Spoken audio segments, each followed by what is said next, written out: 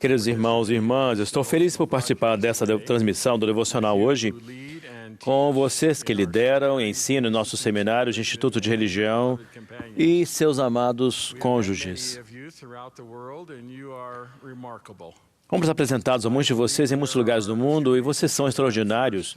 Creio que há algumas razões para isso. Primeiro, a igreja só contrata pessoas qualificadas, dignas de uma recomendação para o templo, com habilidade comprovada para ensinar e que foram recomendadas e aprovadas em diversos níveis, inclusive pela Junta de Educação. Os que recebem um chamado como professores talvez não tenham passado por essa mesma avaliação, mas, em minha experiência, os líderes locais chamam os melhores para ensinar no seminário e no instituto.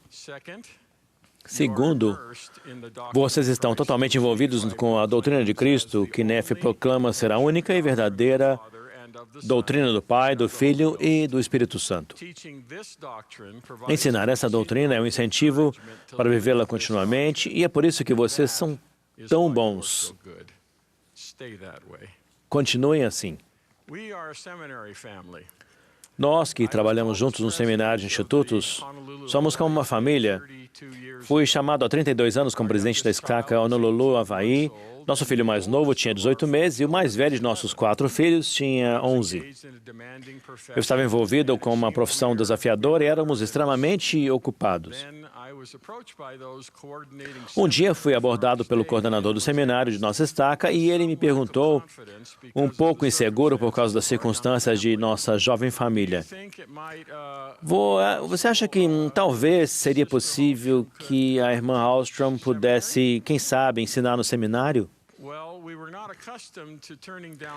Bem, nós não estávamos acostumados a dizer não para um chamado, então respiramos fundo e dissemos, claro. Aquele foi o início de um período trabalhoso, mas muito recompensador para a nossa família.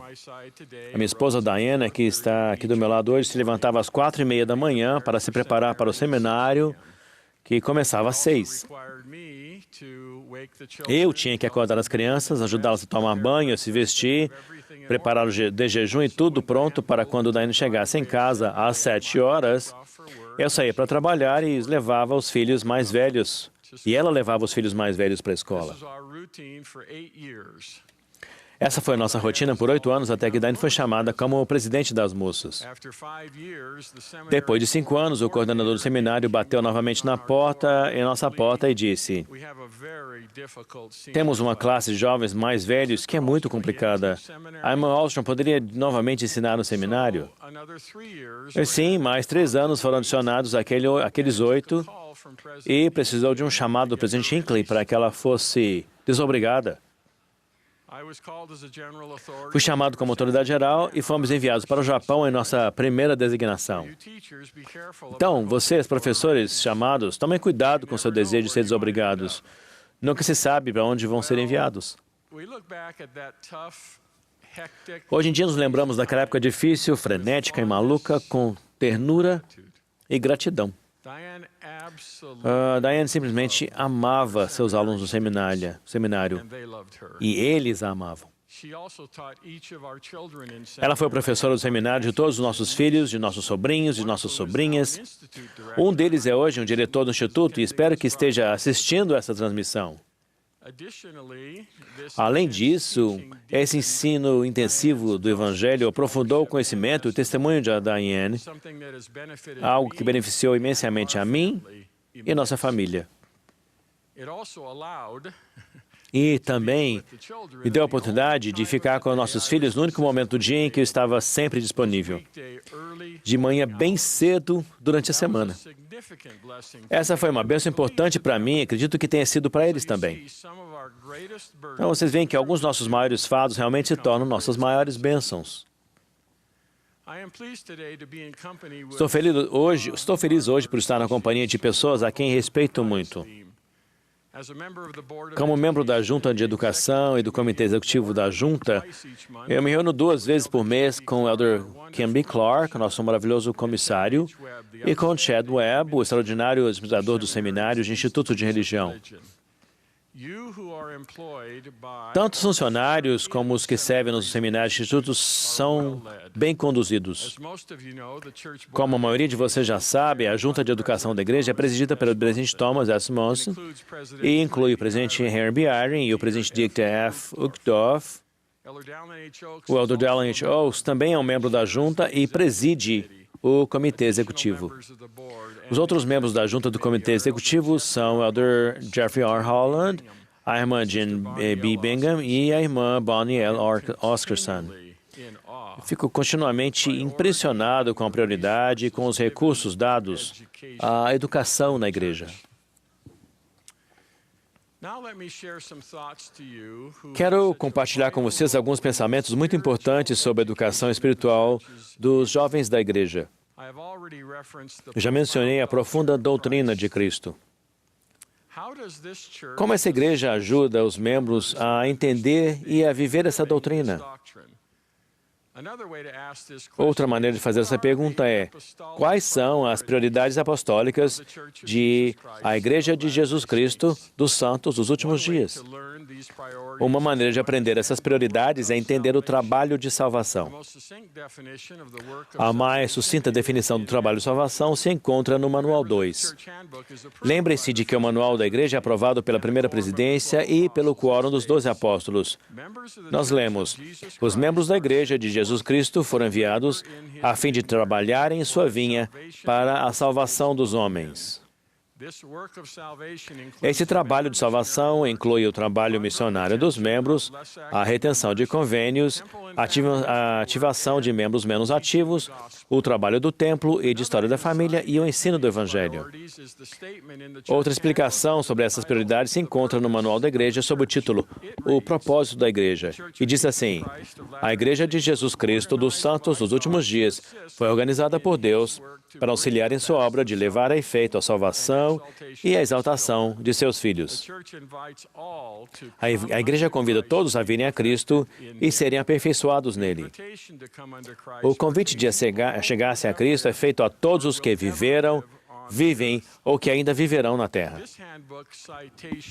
Essa citação do manual afirma ainda: no cumprimento de seu propósito de ajudar as pessoas e as famílias a qualificarem para exaltação, a Igreja concentra-se em responsabilidades divinamente atribuídas. Algumas delas são ajudar os membros a viverem o Evangelho de Jesus Cristo, coligar Israel por meio do trabalho missionário, cuidar dos pobres e necessitados e possibilitar a salvação dos mortos por meio da edificação de templos e da realização de ordenanças vicárias.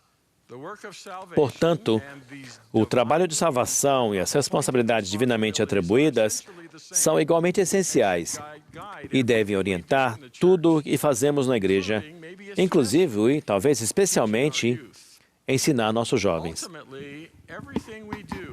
Em última análise, tudo o que fazemos, a nós mesmos, a nossa família e em nossos chamados atuais, é ensinar o trabalho de salvação e as responsabilidades divinamente atribuídas para auxiliar na conversão dos filhos e das filhas de Deus.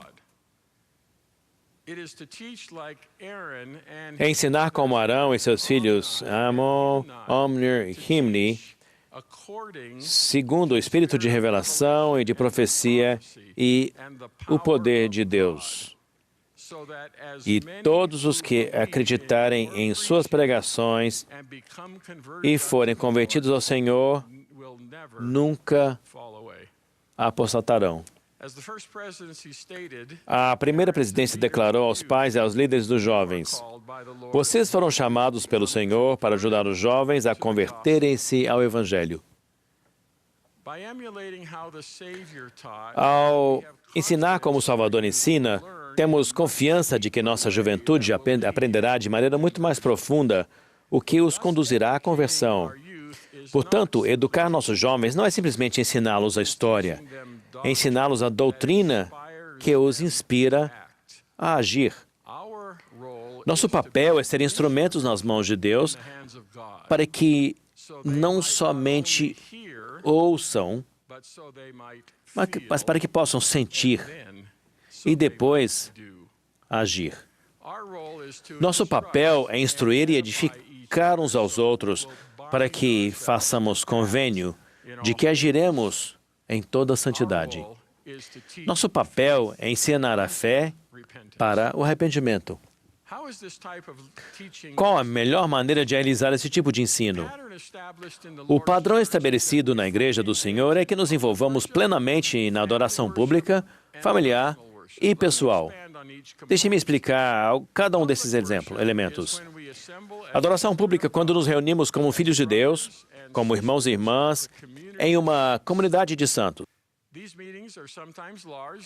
Às vezes as reuniões são grandes, como uma conferência de destaque ou a conferência geral, e às vezes são menores, como uma reunião de quórum, uma reunião das moças ou da Sociedade de Socorro, ou uma aula do seminário do Instituto. Nossa reunião hoje é uma forma de adoração pública.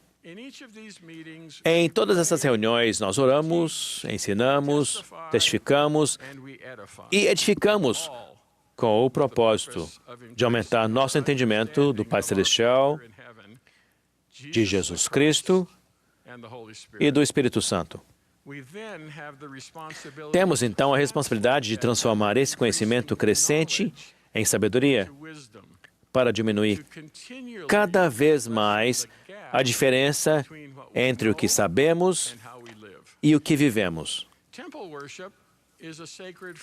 A adoração no templo é uma forma de adoração pública sagrada, porque envolve diretamente as ordenanças e os convênios que nos ligam à deidade. Quão conectados estamos ao templo ou com nossos convênios? Vocês estão usando regularmente essa forma sagrada de adoração pública para fortalecer nosso conhecimento e nossa sabedoria? Estão ajudando seus alunos a ter uma ligação com o templo? Estão incentivando nossos jovens a serem dignos de ter uma recomendação para o templo de uso limitado e de usá-la onde for geograficamente possível?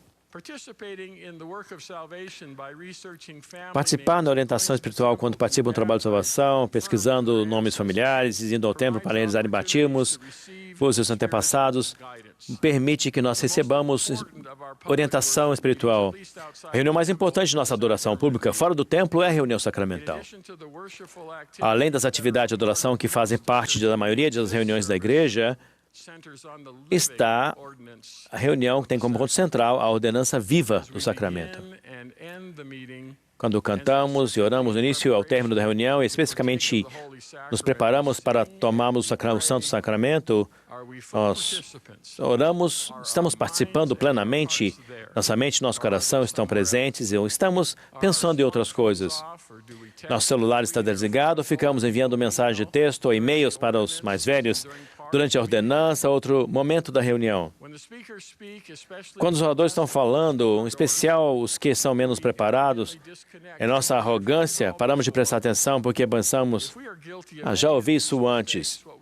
Se formos culpados de qualquer um desses erros, o que estamos fazendo é reduzir ou talvez eliminar a capacidade do Espírito se comunicar conosco. E depois nos perguntamos, por que não somos edificados pelo serviço sacramental ou por outras reuniões da igreja? A adoração pública é uma oportunidade magnífica para ajudar a todos nós, incluindo os jovens, no caminho da conversão.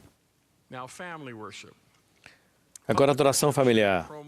Adoração familiar, a adoração pública deve incentivar a adoração familiar.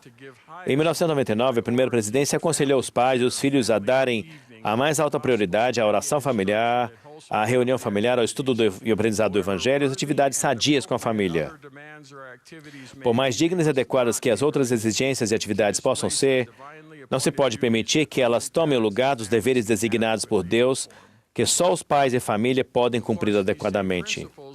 Certamente, esses mesmos princípios foram ensinados repetidamente por vários líderes da igreja de diversas maneiras ao longo dos anos. Vivemos em um mundo agitado. Em minhas viagens por toda a igreja, às vezes pergunto em particular aos líderes locais que são bons santos nos últimos dias. Vocês estão fazendo as orações familiares e a reunião familiar? Estão estudando o Evangelho em família? Com frequência recebo um olhar envergonhado e uma explicação. Somos tão ocupados, as crianças, as atividades escolares e extracurriculares dos nossos filhos, as aulas de música, os compromissos sociais, os chamados da igreja, nos mantém quase que totalmente ocupados. Minha esposa e eu estamos ocupados com o trabalho, com a igreja, com outros compromissos. Raramente nos reunimos em família. O princípio contido no conselho da primeira presidência é que se estamos tão ocupados fazendo muitas coisas boas e não temos tempos para as coisas essenciais, então precisamos encontrar uma solução. Os filhos criados por pais convertidos que estabelecem um padrão de adoração familiar são mais propensos a sentir a influência do Espírito Santo enquanto são jovens e seguem esse exemplo de retidão para sempre. Isso faz com que nosso ensino no ambiente da igreja ocupe seu devido lugar, ou seja, passa a ser um sistema de apoio ao ensino que ocorre na família. Além de adotar de forma consistente e efetiva em nossa própria família, os professores de jovem também precisam incentivar de maneira adequada e com estabilidade a adoração na família de nossos alunos. Alguns vivem em famílias que essas práticas já acontecem e vocês podem simplesmente dar apoio e incentivar silenciosamente. Para outros, elas não estão acontecendo por várias razões. O aluno pode ser o único membro da igreja de sua família, ou o único membro ativo, ou pertencer a uma família que frequenta regularmente as reuniões de igreja, mas ainda não entendeu a importância da adoração familiar. Sem assumir a autoridade ou a responsabilidade dos líderes eclesiásticos e dos pais, mostrem exemplos e ensinem padrões corretos que ajudem nossos jovens a encontrar maneiras de inspirar a família a desenvolver hábitos constantes de adoração familiar. Agora, a adoração pessoal. Para todos os efeitos, a conversão é um assunto pessoal. A adoração pública leva à adoração familiar, que leva à adoração pessoal.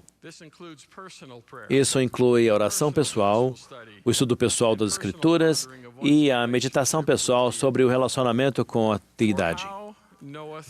Pois, como conhece um homem o mestre, que lhe é estranho e que está longe dos pensamentos e desígnios de seu coração. O Elder Christofferson disse, a importância da reverência pelo sagrado é simplesmente esta. Se não tivermos apreço pelas coisas sagradas, iremos perdê-las. Sem o sentimento de reverência, teremos uma atitude cada vez mais displicente e uma conduta cada vez mais relaxada. Vamos nos afastar da proteção que os convênios feitos com Deus podem nos proporcionar. O sentimento de que teremos de prestar contas a Deus diminuirá e será esquecido. Depois disso, a pessoa passa a importar-se exclusivamente com seu próprio conforto, a satisfação de seus apetites descontrolados. E, por fim, ela passará a desprezar as coisas sagradas, até mesmo Deus, e então desprezará a si mesma. Percebemos que a melhor forma de assegurar o sucesso espiritual futuro de um rapaz ou de uma moça, medido por ser ordenado ao sacerdote Melquisedeque, receber a investidura, servir a missão, casar-se no templo e criar uma família íntegra, é que os homens ou as mulheres, tenham uma experiência espiritual pessoais na juventude, que sintam a influência do Espírito Santo. É mais do que ser ativo na igreja, é ser ativo no Evangelho. O objetivo de cada aula que vocês dão, de cada debate que lideram, de cada interação fora da sala de aula, é que o Espírito Santo seja o verdadeiro professor. Conforme ensinou o Salvador, mas aquele Consolador, o Espírito Santo, que o Pai enviará em meu nome, esse vos ensinará todas as coisas e vos fará lembrar de tudo quanto vos tenho dito. O Espírito Santo tem a capacidade de personalizar a mensagem para o indivíduo, para que ele seja iluminado pelo Espírito da verdade. Assim, quando ensinamos o trabalho de salvação e as responsabilidades divinamente atribuídas, temos como objetivo edificar, elevar, inspirar e ajudar nossos alunos a ter sua fé fortalecida no Pai Celestial, em Jesus Cristo e em sua expiação. Digo a vocês, grandes educadores religiosos, muito obrigado, muito obrigado, muito obrigado. Em nome da liderança da Igreja, muito obrigado. Vivam dignamente, cuidem de sua família e sirvam ao Senhor, especialmente cuidando da preciosa nova geração. Nosso envolvimento com o trabalho de salvação e com as responsabilidades divinamente atribuídas sob as chaves e a direção apostólica vai nos elevar e nos motivar. Declaro a majestade de nossa herança celestial e de nossa capacidade de receber a vida eterna, que é o maior de todos os dons de Deus. Presto o meu testemunho do grande Jeová, nascido Jesus, cujo título é Jesus o Cristo, o ungido. Testifico de sua incomparável expiação, que nos possibilita, bem como a cada um dos que ensinamos, cada um daqueles que ensinamos a vencer o mundo com um perfeito esplendor de esperança.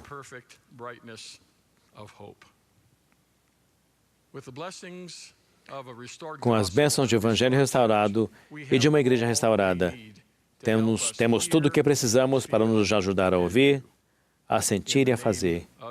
Em nome de Jesus Cristo. Amém.